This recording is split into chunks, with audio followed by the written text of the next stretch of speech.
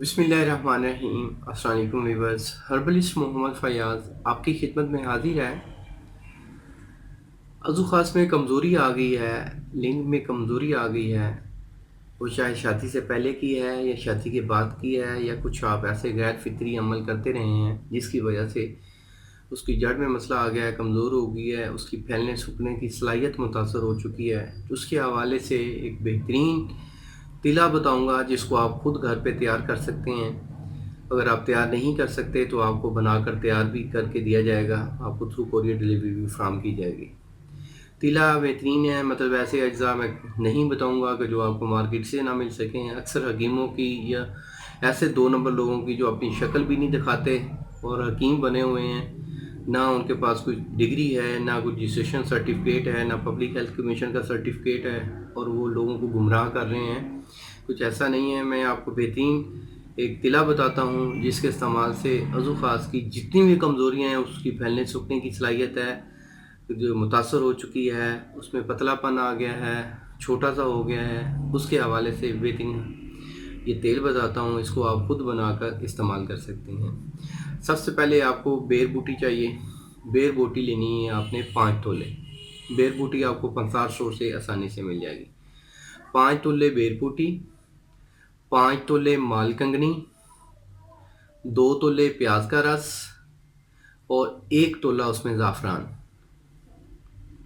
अब जो रस के अलावा, प्याज के रस के अलावा बाकी सारी चीज़ें हैं उनका पाउडर करवा लें और प्याज का रस लें और काले तिलों का तेल ले लें। तकरीबन इसका अगर वज़न बनता है 200 ग्राम तो तेल ले लें 1 किलो।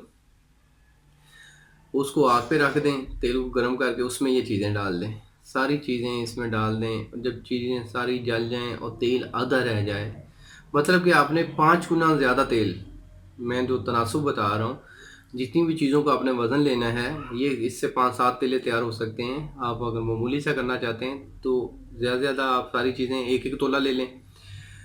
तो उस हवाले से अगर 5 तोले है तो इसको 5 गुना कर दें तो 250 जो मिलीलीटर है उस तेल में इसको पका लें। पकाना कितना है, 3 से 4 घंटे आपने पकाना है तेज़ आंच पे, कि ताकि सारा जो एक्सट्रैक्ट है वो तिलों के तेल में आ जाए।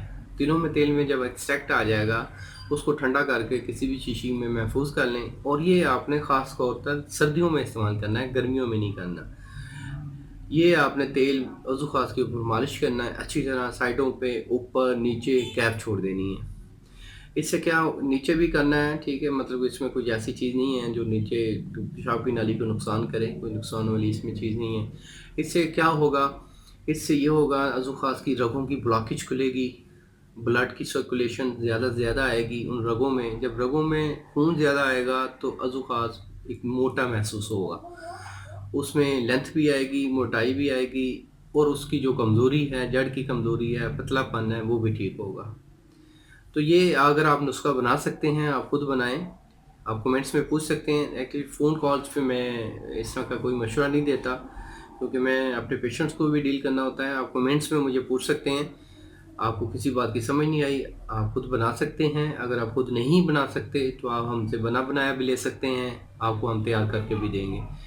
तो उम्मीद करता हूँ मेरी वीडियो को आप लोगों ने पसंद किया होगा। जिनको पसंद आई है वो लाइक ज़रूर कर दें, मेरे चैनल को भी ज़रूर सब्सक्राइब करें, बेल आइकन को लाजमी प्रेस करें ताकि आपको नोटिफिकेशन के ज़रिए तमाम वीडियोस मिलती रहें।